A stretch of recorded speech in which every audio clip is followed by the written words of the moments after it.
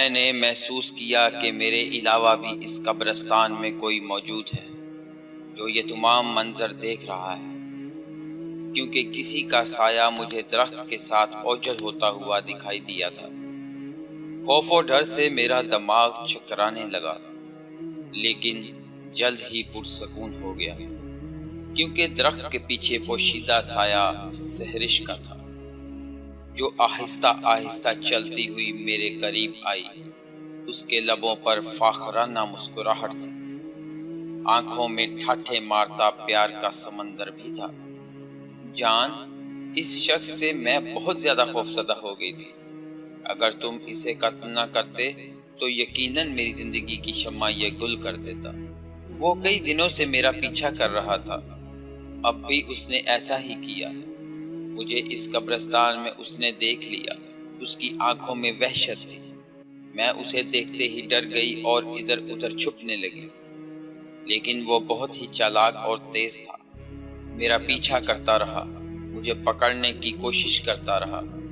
تب میری نظر تم پر پڑی تو میں نے کہا، دیکھ، میرا شہزادہ آ رہا ہے، اب تیرا کام تمام کر دے گا۔ میری بات سن کر اس نے تمہیں دیکھ لیا اور پھر چھپنے لگا، لیکن چھپ نہ سکا، پکڑا گیا اور مارا بھی گیا۔ تم نے نہ صرف میرے دل میں اپنے پیار کو مضبوط کیا ہے، بلکہ میرے اعتماد کو بھی پختگی بخشی ہے۔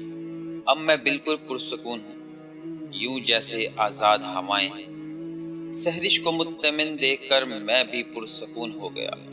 وہ بولی، پاپا گھر میں ہیں، صرف تمہاری خاطر یہاں تک پہنچی۔ میں جانتی تھی کہ تم نے اس کو قتل کرنا ہے۔ اب میں جاتی ہوں، کل رات چھپڑ کنارے ملوں گی۔ اتنا کہہ کر وہ چل دی اور میں لاش کو ٹھکانے لگانے سے متعلق سوچتا رہا۔ کافی دیر تک سوچوں میں محو رہنے کے بعد میں نے اسے اٹھایا اور ایک گہرے گڑھے میں پھینک دیا۔ اس کام سے فارغ ہونے کے بعد میں چلتا ہوا چھپڑ کنارے پہنچا۔ خنجر کو بیچ چھپڑ میں پھینک کر پرسکون سانس لی۔ مجھے فیاض کے قتل کا ذرا بھی پچھتاوا نہ تھا، بلکہ اس کے علاوہ کوئی اور بھی میری سحرش کے قریب ہونے کی کوشش کرتا، میں اسے بھی قتل کر دیتا۔ جب گھر پہنچا تو ہر طرف سکوت کا عالم تھا۔ میں نے کمرے میں پہنچ کر اپنا جائزہ لیا تو لرز کر رہ گیا، کیونکہ بالکل خونی اور قاتل انسان دکھائی دیا۔ کپڑوں پر اس کے خون کے نشان جگہ جگہ نمایاں تھے۔ میں نے جلدی سے کپڑے تبدیل کر لیے اور اتارے ہوئے کپڑوں کو آگ لگا کر اس کے پاس بیٹھ گیا۔ یہی ایک بس نشانی تھی جو مجھے لوگوں کے سامنے قاتل ٹھہرا سکتی تھی، اور میں کوئی بھی ایسا نشان باقی نہ چھوڑنا چاہتا تھا۔ دل مطمئن تھا، کپڑے مسلسل جلتے جا رہے تھے۔ اندر کمرے میں موجود گھر والوں کو اس بات کی خبر تک نہ ہوئی کہ ان کے گھر میں ان کے درمیان ایک خونی اور قاتل انسان بھی موجود ہے۔ جب کپڑے جل کر خاک بن گئے تو میں نے تمام خاک کو بکھیر دیا۔ اس کے بعد جب دل کو پوری طرح تسلی ہو گئی، تب اندر کمرے میں بستر میں جا گھسا۔ چند لمحات گزرے ہوں گے کہ مجھے محسوس ہوا جیسے کسی نے دروازے پر دستک دی۔ دستک دینے کا انداز بہت ہی دلکش تھا۔ راحت، مجھے سحرش کی آواز سنائی دی۔ اس کی آواز سنتے ہی میں اچھل پڑا اور فوراً دروازہ کھول دیا۔ وہ لبوں پر مسکراہٹ سجائے کھڑی تھی۔ تم اور یہاں؟ ہاں، بابا چلے گئے، چلو چھپڑ کنارے چلتے ہیں۔ اتنا کہہ کر وہ واپس گلی میں چل پڑی۔ اس کا حوصلہ و ہمت دیکھ کر میں ابھی تک تجسس و حیرت میں ڈوبا ہوا تھا کہ کیسی لڑکی تھی وہ، جسے اندھیروں سے بالکل خوف و ڈر نہ آتا تھا۔ سردی بھی بہت زیادہ تھی اور باہر کا ماحول بھی وحشت زدہ تھا، لیکن میں کیسے رک سکتا تھا؟ پیار کرنے والوں کو موسموں اور اندھیروں سے کیسا خوف؟ وہ تو کچھ بھی کر سکتے ہیں۔ ایسی ہی کیفیت اس لمحے میری بھی تھی۔ میں نے سیاہ چادر اوڑھی اور اس کے پیچھے چل پڑا۔ وہ گاؤں سے کافی آگے نکل چکی تھی۔ میں بھاگنا نہیں چاہتا تھا، کیونکہ بعض گھر ایسے بھی تھے جن کے دروازے گلیوں میں کھلتے تھے۔ میرے جنونی قدموں کی آہٹیں انہیں نیند سے بیدار بھی کر سکتی تھی، سو بنا آہٹ کے تیز قدموں کے ساتھ چلتا ہی رہا۔ وہ گاؤں کے باہر ایک درخت کے ساتھ کھڑے ہو کر میرا انتظار کرنے لگے۔ میرے قریب پہنچتے ہی بولی، راحت، نہ جانے تمہارے پیار نے مجھ پر کیسا جادو کر دیا ہے کہ تمہارے علاوہ کہیں بھی دل نہیں لگتا۔ بس یہی دل چاہتا ہے کہ تم ہو، میں ہوں، اور گہری تنہائی ہو، اور محیب سناٹے بھی۔ میں دعائیں کر رہی تھی کہ بابا گھر سے نکلیں اور میں تمہیں ملوں۔ آج جی بھر کر باتیں نہ کی تھی، اس لیے دل کو سکون نہ ملا تھا۔ بابا ابھی گھر سے نکلے ہی تھے کہ میں بھی نکل پڑی۔ پہلے چھپڑ کنارے تمہیں ڈھونڈتی رہی کہ تم دکھائی دو، لیکن جب تم یہاں نظر نہ آئے تو پھر تمہارے گھر جا پہنچی۔ مجھے بتاؤ، تم پر کسی کو شک تو نہیں ہوا؟ کیونکہ تمہارے کپڑے فیاض کے خون سے سرخ ہو گئے تھے۔ مجھے گھر میں بس یہی خوف تھا کہ کہیں تمہیں کسی نے دیکھ نہ لیا ہو۔ میں نے کہا، نہیں سحرش، مجھے کسی نے نہیں دیکھا، اور گھر والے بھی پرسکون سے سوئے ہوئے ہیں۔ میں نے کپڑے بدل لیے۔ ان کپڑوں کو جلانے کے بعد میں اپنے بستر پر لیٹا ہی تھا کہ تم آ گئی۔ میری باتیں وہ بڑے غور اور دھیان سے سنتی رہی۔ اس کا چہرہ بالکل سپاٹ تھا، جیسے کسی قسم کا خوف بھی وہ اپنے اندر برداشت نہ کرنا چاہتی۔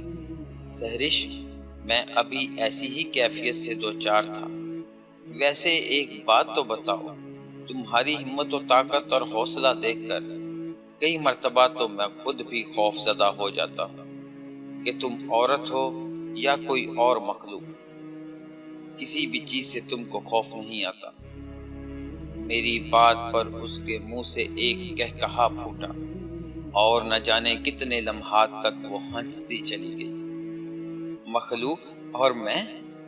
جان، تمہیں پہلے دن سے کہہ دیا تھا کہ مجھے اندھیرے، تنہائیاں، ویرانیاں اچھی لگتی ہیں، کیونکہ میں نے آنکھ بھی ایک ویرانے میں کھولی تھی۔ مجھے بابا بتاتے ہیں کہ میری پیدائش پر ہی ماں چل بسی تھی۔ میری پیدائش جنگلوں میں بنی ایک جھونپڑی میں ہوئی تھی۔ بابا نے کسی بات پر بستی والوں سے ناتا رشتہ توڑ رکھا تھا۔ دنیا والوں سے بالکل الگ تھلگ میری ماں کو لے کر رہتے تھے۔ بچپن میں ہی میں نے اندھیرے اور ویرانے دیکھے ہیں، اور ان اندھیروں نے میرے اندر خوف اور ڈر نہ بھرا تھا، بلکہ حوصلہ، ہمت اور طاقت بھری۔ مجھے اندھیروں سے پیار ہونے لگا۔ آج بھی ایسی ہی کیفیت ہے۔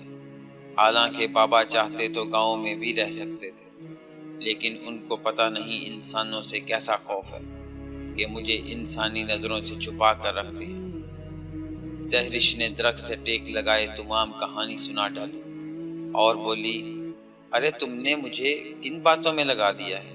آؤ چھپڑ کنارے چلیں، وہاں پانی کی ٹھنڈی لہروں سے کھیلتے ہیں۔ کیا؟ اتنی سردی میں ٹھنڈے پانی سے؟ وہ مسکرائی۔ سردی ہے تو پھر کیا ہوا؟ محبت کرنے والوں کے سامنے یہ سب چیزیں معمولی اور حقیر سی ہوتی ہیں۔ چلو آؤ چلیں۔ وہ مجھے لیے چھپڑ کنارے چل پڑی۔ ہم دونوں چھپڑ کنارے جا پہنچے۔ وہ پاؤں پانی میں رکھ کر پانی سے کھیلنے لگی، اور پانی کے کئی چھینٹے اس نے مجھ پر بھی ڈالے۔ سردی سے میرے دانت تو پہلے ہی ایک سا زینہ بنے ہوئے تھے۔ اس کے اس فعل سے میرا پورا جسم لرزنے لگا اور میں کانپنے لگا۔ میں نے کہا، سحرش، شدت سردی سے لگتا ہے ٹھٹر کر مر جاؤں گا۔ میری بات پر اس نے مجھے عجیب نظروں سے دیکھا اور بولی، جان، تم بھی دوسرے لوگوں کی طرح نکلنے لگے ہو، حالانکہ تم نے مجھے وعدہ دیا تھا کہ میری ہر خوشی تمہاری ہوگی۔ ہاں، لیکن میں نے بولنا چاہا تو وہ مسکرا دی اور بولی، جان، اپنی راہوں کو نہ بدلو، جو راہیں مجھے پسند ہیں ان پر چلو۔ وعدہ کرو کہ ہمیشہ میرا ساتھ دو گے۔ ہاں، میں وعدہ کرتا ہوں۔ لیکن میں نے پھر کچھ کہنا چاہا تو وہ بولی، جان، تم پانی سے خوف زدہ ہو؟ ہاں، ایسا ہی ہے۔ میں نے کہا تو وہ بولی، ڈرپوک کہیں کے، चलो लगाओ छलांग पानी में, देखती हूँ तुम मेरी मोहब्बत का कैसा सबूत देते हो। मोहब्बत का लफ्ज सुनते ही मैंने छप्पड़ में छलांग लगा दी। वो किनारे पर बैठी हंसती रही और बार बार पानी के छींटे मुझ पर डालती रही। जान, यकीन करो तुम बिल्कुल वैसे निकले जैसा मैं सोचा करती थी। उसके यही अल्फाज थे जिसने मुझे दुनिया वालों से जुदा कर रखा। अच्छा चलो निकल आओ बाहर। उसने मुस्कुराते हुए हाथ आगे बढ़ा दिया और मैं उसका हाथ थामे पानी से बाहर निकल आया। जिस्म में एक कपकपी तारी थी, लेकिन वो तसव्वुरात में बहुत दूर निकल गई थी। जान, मैं कभी सोच भी नहीं सकती थी कि कोई इस कदर मुझे चाहने वाला मिलेगा। सच पूछे तो तन्हाइयों से भी उकता गई थी। अकेले में रास्ते और दुश्वार गुजार दिखाई देने लगे थे, लेकिन आज मैं अकेली और तन्हा नहीं हूँ। तुम्हारा प्यार, तुम्हारी चाहत मेरे साथ है। देखा, आज फिजाएं कैसे महक रही हैं। हर चीज मेरी खुशियों की मुसर्रत में डूबी हुई है। एक वो इंसान था जो मुझे अजियतों में धकेलना चाहता था। अच्छा किया तुमने उसका कत्ल कर दिया, मेरी राहों को हमवार कर दिया। वो वहशत पर उतर आया था। लेकिन जान, एक बात याद रखना, अगर मेरे अलावा किसी और लड़की को अपनी जिंदगी में लाने की कोशिश की तो तुम जानते हो मैं ना तो मौत से डरती हूँ और ना कत्ल करने से। मेरे एतमाद को हमेशा बहाल रखना। अगर ठेस पहुंची, एतमाद टूटा, राहें जुदा हुई तो धरती को आग लगा दूंगी, तुम्हें जला दूंगी, खुद भी जल मरूंगी और उसे भी जला दूंगी जो तुम्हारे नजदीक आने की कोशिश करेगी। मेरी मोहब्बत तुम्हारे लिए अनमोल है, इसे वहशतों में ना बदल देना, वरना तुम्हें हर सू बिखरी हुई इंसानी जिस्मों की राख ही मिलेगी। इतना कहकर वो खंडरात की जानिब चल दी और मैं सर्दी में ठठरता हुआ बस उसे ही देखता रहा। जब अंधेरों ने उसे रूपोश कर लिया तो मैं घर आ गया। जिन रास्तों से चलकर घर आया वो रास्ते पानी से भीगते चले गए। आते ही मैंने कपड़े तब्दील किए और लिहाफ में घुस गया। सर्दी की शिद्दत ने मुझे बुखार कर दिया। सुबह घर वाले मेरी हालत पर तड़प से गए, क्योंकि मेरा जिस्म सर्दी से बिल्कुल ठंडा था। उन्होंने मेरे गिर्द कोयले गर्म करके रख दिए और कई लिहाफ मेरे ऊपर दे दिए। मैंने घर वालों के लिए बहाना तलाश कर लिया था कि छप्पड़ किनारे चलते वक्त पाँव फिसल गया था और मैं ठंडे पानी में गिर पड़ा था। लेकिन होश बहाल हुए तो तब पूरा दिन ऐसे ही गुजर गया। गर्म कोयलों ने मेरे जिस्म में हरारत पैदा कर दी।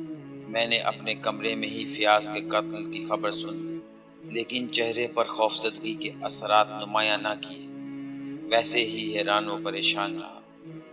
2 आदमियों ने कब्रिस्तान से गुजरते हुए फियाज की लाश को एक गड्ढे में पड़ा देख लिया था और फिर चंद लम्हों में गांव में शोर बर्पा हो गया था कि फियाज का कत्ल हो गया, उसे मार दिया गया। एक एक करके पूरे गांव के मर्द कब्रिस्तान जा पहुंचे थे। वहां जो भी फियाज की लाश देखता तो खौफजदा हो जाता। हर किसी की जुबान पर अपनी स्टोरी थी। ज्यादातर लोगों की जुबान पर यही बात थी कि जिन भूतों ने मार डाला है, लेकिन हकीकत का किसी को भी इल्म न था। जब लाश गांव लाई तो कोहराम मच गया। मेरे घर वाले भी उसकी लाश को देखने के लिए गए थे और उन्होंने ही मुझे खबर दी थी कि फियाज को जिन भूतों ने कत्ल कर दिया है। मैं सुनकर मुत्तमिन था कि किसी का भी शक मुझ पर नहीं गया, वरना गांव में एक नया सिलसिला शुरू हो जाता। और वैसे भी मेरे गांव वाले सादा था, वो गरीब लोग थे, इसलिए माँ सिवाय उसे दफन करने के कुछ भी न कर सके। रात गहरी हुई तो मुझे अपने कमरे का दरवाजा हिलता हुआ महसूस हुआ। कुंडी मैंने बंद ना की थी। मैंने अपना मुंह बिस्तर से बाहर निकाल लिया। मेरे सामने एक स्याह नकाब पोश खड़ा था। स्याह चादर से उसने खुद को ढांप रखा था। उसे यकदम अपने सामने देखकर मैं डरा और खौफ से कांपने लगा। ख्याल आया कि कहीं उसने मुझे फियाज का कत्ल करते देख तो नहीं लिया था, कहीं मुझे फियाज की तरह कत्ल करने तो नहीं आ गया है। چند لمحات خوف زدہ رہنے کے بعد میں نے پوچھ لیا کون ہے؟